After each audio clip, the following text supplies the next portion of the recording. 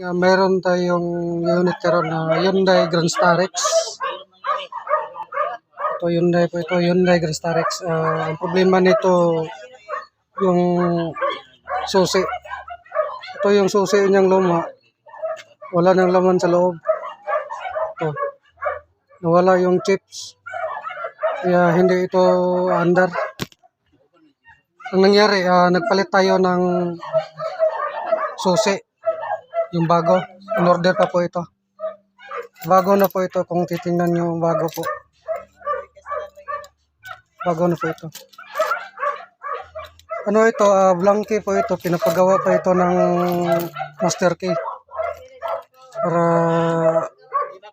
maawat yung daan. Ito. Ito yung luma. Ito yung luma. Tapos ito yung bago. Na-reprogram na po natin itong bagong susi. Ito wala na itong kwinta, pang open lang po ito ng pultahan. Ito yung gagamitin. Itong yung luma, wala nang laman kung makikita nyo. Pag i-on nyo yung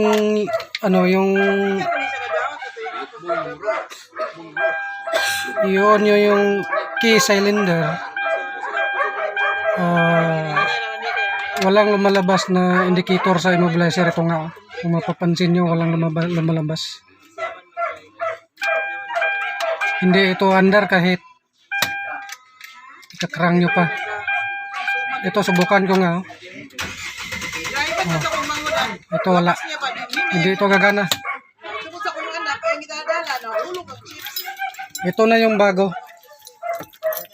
Yung bagong susi. Ito, tapos ko na po itong na-reprogram. Ito ikakabit ko na.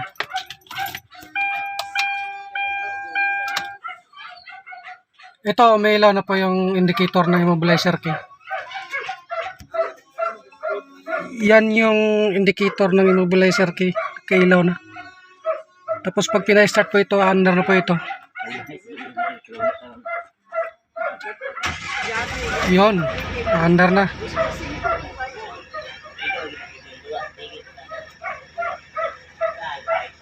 Sa nagtulong po sa akin yung paano ko po nakukuha itong code. Maraming salamat po.